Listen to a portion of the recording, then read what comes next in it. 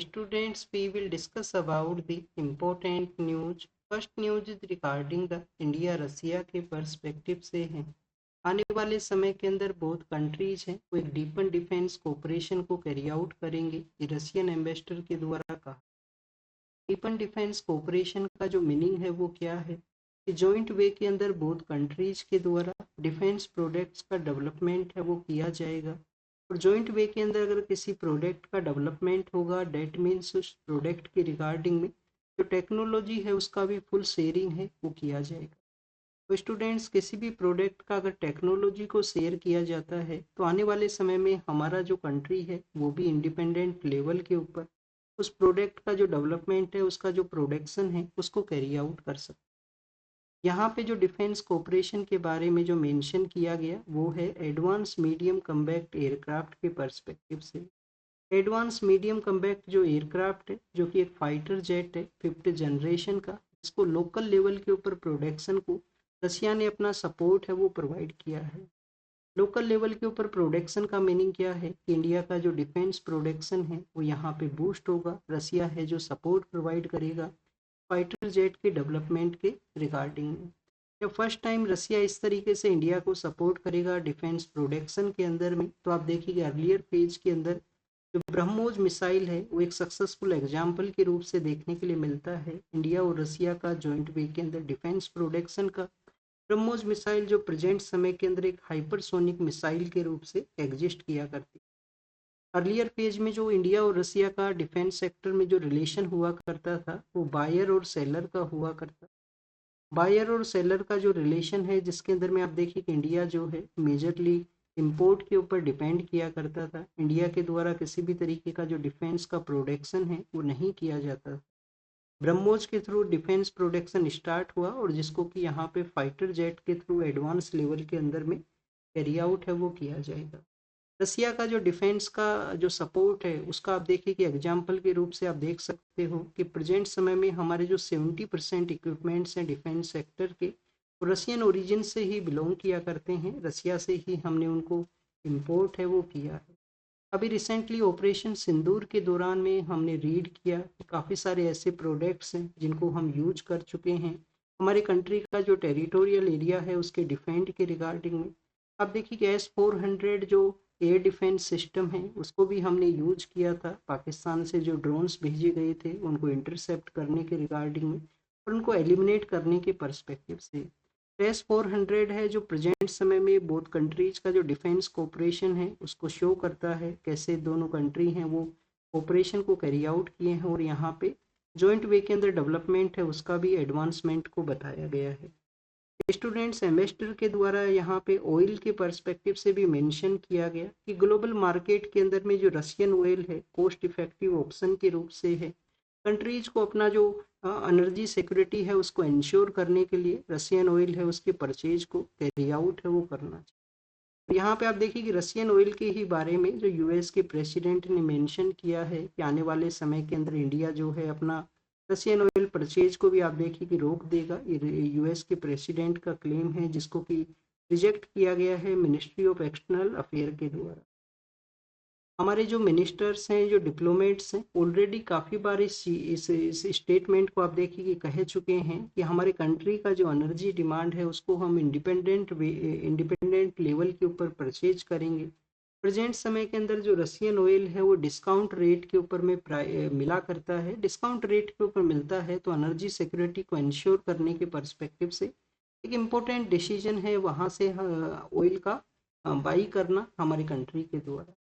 Next अगर हम बात करें स्टूडेंट्स आंध्र प्रदेश के पर्सपेक्टिव से है। प्राइम मिनिस्टर आंध्र प्रदेश के वहाँ पे गए हैं। उन्होंने कहा है कि अगर हमें विकसित भारत को कैरी आउट करना है, विकसित भारत का जो टारगेट है वो क्या है 2047, तो हमें यहाँ पे विकसित आंध्रा है उसको भी कैरी आउट है वो करना होगा। पिछले कुछ दिनों के अंदर में कुछ प्रोडक्ट्स वहाँ कुछ यहाँ प्रोजेक्ट्स वहाँ पे जो डेवलप हुए हैं जिसमें सॉरी डेवलप मीन्स इनोग्रेट हुए हैं या उनकी रिगार्डिंग में जो प्रपोजल है वो रखा गया है। विशाखापट्टनम के अंदर में गूगल के द्वारा आर्टिफिशियल इंटेलिजेंस का एक सेंटर को डेवलप करने के लिए कहा गया है। करनूल का जो एरिया है वहाँ पे आप देखिए कि ड्रोन सेक्टर ड्रोन का जो डेवलपमेंट है उस हब के रूप से उसको डेवलप करने का बात है। तो विकसित इंडिया के प्रोग्रेस के अंदर में विकसित आंध्रा है वो भी यहाँ पे एक इम्पोर्टेंट रोल है वो प्ले करेगा। यमन के वहाँ पे किनका रोल है? यमन के वहाँ पे होती जो रेबल ग्रुप हैं उनका वहाँ पे रोल है। एक इंडियन नर्स हैं जो कि वहाँ पे जेल के अंदर में है, जिनको डेथ सेंटेंस भी दिया गया था। यमन के एक नेशनलिस्ट हैं, उनके मर्डर के रिगार्डिंग में। तो स्टूडेंट्स उनको जो पनिशमेंट मिला है उसको रोका जा सके, उसको स्टे किया जा सके, हमारी गवर्नमेंट ने काफ़ी बार कोशिश किया है। उसी के बारे में कोर्ट के अंदर में गवर्नमेंट के द्वारा कहा गया कि जो वहाँ पे उनका पनिशमेंट है उसको स्टे है वो करवा लिया गया है। आने वाले समय के रिगार्डिंग में उसमें किसी तरीके का जो चेंज हो सके उसके रिगार्डिंग में भी डिस्कशन है वो कंटिन्यूस फेज के अंदर में है। हमारी जो गवर्नमेंट है उनका डिमांड है, या उनका जो फैमिली मेंबर है उनका डिमांड है कि ब्लड मनी को यहाँ पे यूज किया जाए। ब्लड मनी बेसिकली एक प्रोसेस हुआ करता है कि जो डिजीज पर्सन है, जिन पर्सन का डेथ हुआ है, उनके फैमिली मेंबर्स अगर अलाउ करें और वो पार्डन यहाँ पे प्रोवाइड करते हैं इन जो इंडियन नर्स हैं उनको। और आप देखिए कि कुछ पैसे उनके द्वारा ले लिए जाते हैं जो भी उनके द्वारा उस समय डिमांड किया जाता है। तो उस समय इनको उनका इनका जो पनिशमेंट है उससे रिलीज है वो कर दिया जाएगा। एक प्रैक्टिस एग्जिस्ट किया करती है ब्लड मनी का यमन के वहाँ पे। ये काफ़ी सारे जो इस्लामिक कंट्रीज हैं वहाँ पे प्रैक्टिस हुआ करती है। नेक्स्ट अगर हम बात करें स्टूडेंट्स, गूगल का जो आर्टिफिशियल इंटेलिजेंस का जो टूल है उसके यूज के बारे में है। जैसे यहाँ पे जो ड्रग का जो सेक्टर है जो फार्मास्यूटिकल के अंदर में, उसके डेवलपमेंट में एक इम्पोर्टेंट रोल है वो प्ले करता है। तो आर्टिफिशियल इंटेलिजेंस टूल का ड्रग डिजाइन के अंदर में स्पेशली जो कैंसर केयर के अंदर ये हेल्प कर सकता है, उसी के बारे में मेंशन है वो किया गया। नेक्स्ट अगर हम बात करें स्टूडेंट्स, श्रीलंका का जो प्राइम मिनिस्टर हैं, श्रीलंका का प्राइम मिनिस्टर जो कि डीयू दिल्ली यूनिवर्सिटी का जो हिंदू कॉलेज है वहीं पे उन्होंने अपना पढ़ाई है वो किया था। तो हरिनी अमरसूरिया नाम से जो उनका जो पीएम है वो वहाँ पे विजिट के लिए गए हैं, अभी इंडिया के लिए आए थे। तो इनके द्वारा डीयू के अंदर ही पढ़ाई है वो किया गया। 1991 के समय जब श्रीलंका एक सिविल वॉर के सिचुएशन से था, तो उस समय वहाँ पे जो यूनिवर्सिटीज़ हैं, यूनिवर्सिटीज़ आप देखिए कि क्लोज सिचुएशन में थे। इस वजह से इन्होंने डीयू के अंदर अपना जो पढ़ाई है वो किया था। तो एक एजुकेशन सेक्टर के अंदर में जो कोऑपरेशन है या जो एक्सचेंज प्रोग्राम है उसको भी ये शो करता है। श्रीलंका के साथ में हमारा काफ़ी कुछ एरियाज़ के रिगार्डिंग में कोऑपरेशन है, उसको भी इन्होंने इंश्योर किया है कि किसी भी तरीके से श्रीलंका का जो टेरिटरी है वो एंटी इंडिया सेंटिमेंट्स के रिगार्डिंग में यूज है वो नहीं किया जाएगा। नेक्स्ट अगर हम बात करें स्टूडेंट, श्रीलंका के अंदर सिविल वॉर का सिचुएशन क्यों क्रिएट हुआ? 1948 के समय श्रीलंका इंडिपेंडेंस को अचीव करता है, बट वहाँ पे जो सिंगलीज कम्युनिटी है उनका डोमिनेशन हुआ करता है। तो 1956 के समय एक ऑफिशियल लैंग्वेज एक्ट है वो पास किया जाता है श्रीलंका के वहाँ पे। और जो सिंगाली लैंग्वेज है, सिंगलीज लैंग्वेज है, उसको ऑफिशियली लैंग्वेज मान लिया गया कि जॉब का जो प्रेफरेंस है, एजुकेशन इंस्टीट्यूशंस में रिक्रूटमेंट है, जो वहाँ पे एजुकेशन को कैरी आउट करने का जो समय है, तो उसमें सिंगलीज लैंग्वेज को यहाँ पे मोर प्रेफरेंस है वो दिया जाएगा। और जो तमिलियन लैंग्वेज है सेकंड नंबर पे जो पर्सन रहा करते हैं नॉर्दर्न पार्ट ऑफ श्रीलंका के अंदर में, ईस्टर्न पार्ट ऑफ श्रीलंका के अंदर में, उनको कंटिन्यूस इस तरीके से डिस्क्रिमिनेट है वो किया गया, सिस्टमेटिक डिस्क्रिमिनेशन उनका हुआ है। तो आप देखिए कि फिर सिविल वॉर का सिचुएशन है वो क्रिएट होता है, एक ऑर्गेनाइजेशन वहाँ पे बनता है, liberation of Tamil tiger Eelam, जो प्रभाकरण का लीडरशिप में बनता है। जो हमारे एक फॉर्मर प्राइम मिनिस्टर हैं उनके भी असैसिनेशन है इसी ऑर्गेनाइजेशन के लोगों के द्वारा कैरी आउट है वो किया गया था। तो ये बेसिकली श्रीलंका के बारे में हमने देखा। ये बिहार के अंदर में जो special intensive revision voter list के रिगार्डिंग में जो कैरी आउट किया गया है उसी के बारे में मेंशन है। कंटिन्यूस ये न्यूज़ मेंशन है, जब तक इसका जो कंक्लूड आप देखिए कि रिपोर्ट नहीं आएगा हमारे एग्जाम के लिए वही इम्पोर्टेंट है। बस आपको ये पता होना चाहिए कि एसआईआर का जो पावर है वो किसके पास में है, इलेक्शन कमीशन के पास में ये पावर है। आर्टिकल 326 के थ्रू आप देखिए कि समय समय पे जो इलेक्टोरल रोल है उसको वेरीफाई किया जाए, उसको अपग्रेड है वो किया जाए। तेलंगाना के वहाँ पे गवर्नमेंट ने जो ओबीसी कम्युनिटीज़ का जो रिजर्वेशन है लोकल बॉडीज़ के इलेक्शन के रिगार्डिंग में, पंचायती राज इंस्टीट्यूशन, अर्बन लोकल बॉडी, उसके पर्सपेक्टिव से उसको इंक्रीज किया था। उस हाई कोर्ट ने उसको स्टे लगाया था, तो अब देखिए स्टे को कंटिन्यूस रखा गया है सुप्रीम कोर्ट के द्वारा। नेक्स्ट अगर हम बात करें स्टूडेंट्स, यहाँ पे राजस्थान के अंदर में जो ब्यावर नाम की जो जगह है उसके पर्सपेक्टिव से है।